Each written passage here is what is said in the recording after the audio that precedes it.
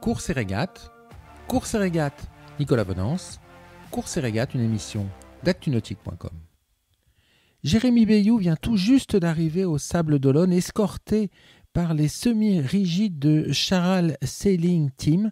Ce que je vous propose, c'est d'écouter l'interview qu'il vient tout juste d'accorder, à peine descendu sur les pontons.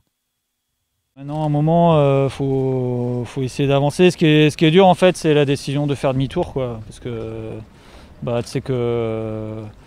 tu sais que tu lâches. Tu es forcé de renoncer sur ce sur quoi tu t'es concentré pendant 4 ans de préparation. Donc forcément, sur le coup, c'est hyper dur. C'est pas plus simple maintenant, mais sur le retour, tu te concentres à qu'il arrive pas plus d'avaries que tu en as à bord, aux collisions éventuelles, là, à l'arrivée au ponton. Tu communiques avec l'équipe sur les façons de réparer, etc. Donc tu te concentres un peu sur autre chose. Maintenant, c'est sûr que de voir là tout le monde à l'arrivée, ça remet une grosse dose d'émotion. Donc c'est pas facile à gérer parce que tu aimerais être partout sauf là, quoi.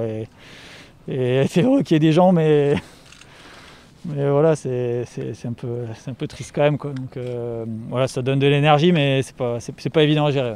Ouais. Bon, ouais, je crois que n'importe qui serait pas insensible à ce qui se passe.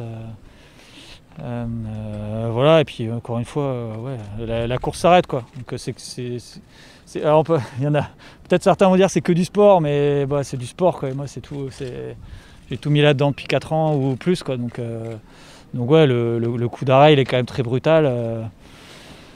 Voilà, le début de course ça n'a pas été facile, hein, donc pour personne, hein, pour moi, mais évidemment, mais pour personne. Et c'est sûr que là, les gars qui sont en mer, et les filles sont tous méritants, parce que c'était vraiment un début de course un peu compliqué stratégiquement. Le front il était quand même bien violent.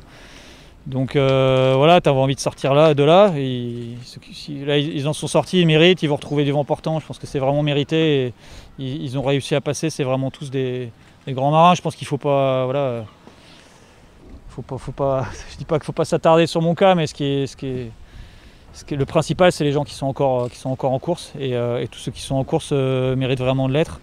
Et voilà, mais c'est vrai que j'aurais aimé être avec eux, j'aurais aimé être. Je vois Alex là, qui a pris la tête, qui m'a envoyé un message super sympa ce matin. Voilà, c'est vrai que j'aurais aimé avoir ma petite bagarre contre lui, contre les autres aussi, mais voilà, tout ça c'est du passé. Voilà, le message d'Alex, Armel, Fabrice aussi m'a envoyé un message, et puis tous les gens de la Terre, tous les salariés de chez Charal, mon équipe, je ne cite même pas, mais et puis tout le public, voilà, c'est assez incroyable, mais ouais, c'est incroyable. Ouais. Faut essayer d'effacer un peu l'émotion. Effectivement, faut être cartésien. Là, on se donne 24 heures pour checker le bateau, pour checker les avaries principales, les avaries de safran notamment, et puis les avaries de barre d'écoute. Forcément, il y avait dans le choc, il y a eu plein de petits dommages collatéraux, donc il faut checker le bateau en entier. Et puis dans 24 heures, on aura un état des lieux de tout ce qui est cassé, de ce qui est réparable, de comment ça l'est, et puis on aura une date. J'espère qu'on aura une date dans le laps de temps qui est imparti pour repartir. Et si on est capable de réparer, effectivement, oui, bien sûr, on prendra le départ. Ouais, si techniquement c'est possible, c'est évidemment l'objectif. Voilà, après comment ça se passera en mer, encore une fois, je l'avais dit déjà avant ce départ-là, on verra bien, mais voilà, là pour l'instant, l'essentiel c'est de checker le bateau, d'essayer de réparer, d'essayer de partir, et voilà. On repartira si le bateau est réparable, donc je suis toujours on est toujours dans cette problématique technique, hein, donc c'est le problème de notre sport et du sport mécanique. Le marin tout seul avec ses 10 doigts, il fait pas grand-chose. Donc là, on attend le check complet du bateau.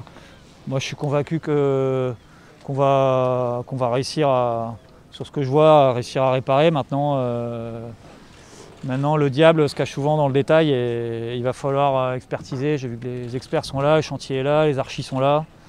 Donc voilà, on va vite savoir de quoi il en ressort, et puis dans 24 heures, on prendra la décision technique, quoi. Ouais, j'ai envie de repartir, le problème n'est pas là, c'est sûr que... puis là, tous les gens que j'ai croisés, c'est on répare, on repart. Oui, c'est sûr que... oui, dans ma tête, j'essaie d'être dans cet état d'esprit. Ouais. Si je repars, tout le monde va être 3000 milles devant, quoi, donc il n'y a plus de course. Donc voilà, on verra. Bah, c'est un peu dur, je passe un peu par tous les états. J'ai démoli le garde-manger du bord, compulsé sur... il n'y a plus de pétales de bœuf à bord, donc il va falloir qu'on recharge avant de repartir. Voilà, parce que ouais, t'as quand même un moment où bah ouais, c'est pas facile à vivre. Donc après, bah, tu gères le bateau, quoi. C'est pas facile d'aller au ralenti non plus avec le bateau. Fallait pas que j'aille trop vite pour pas continuer à abîmer les safrans. J'étais que sur une basse tacle, donc voilà, faut pas que le mât tombe non plus. Donc tu fais attention à pas avancer trop vite, te focaliser là-dessus, et puis voilà, et puis t'attends avec impatience d'arriver à terre. Je pensais qu'en revenant en janvier, le monde aurait un peu changé. Voilà. Une semaine après, ça n'a pas beaucoup changé malheureusement, donc il va falloir être patient.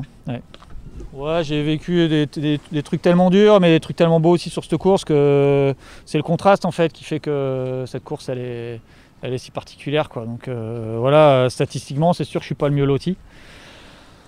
Maintenant, voilà, la dernière fois j'ai fait 3e aussi, donc et puis voilà, et puis il y en aura peut-être d'autres, donc il faut pas.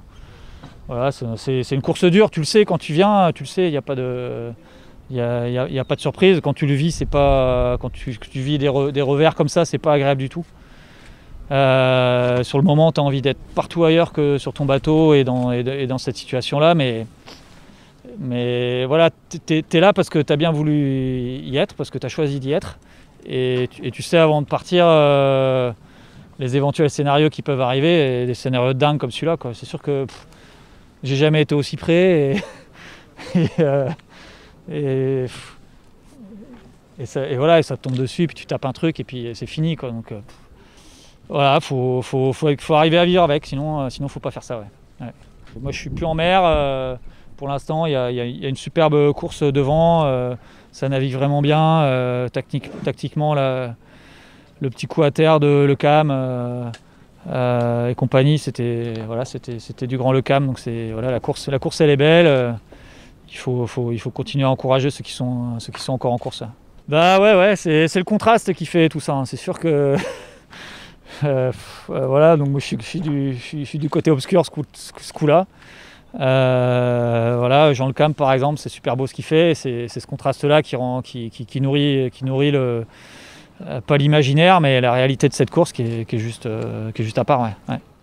Cette émission est accessible à tout moment sur la chaîne YouTube d'ActuNautique, mais aussi en podcast sur Spotify, Deezer, Apple, Google, Acast et SoundCloud.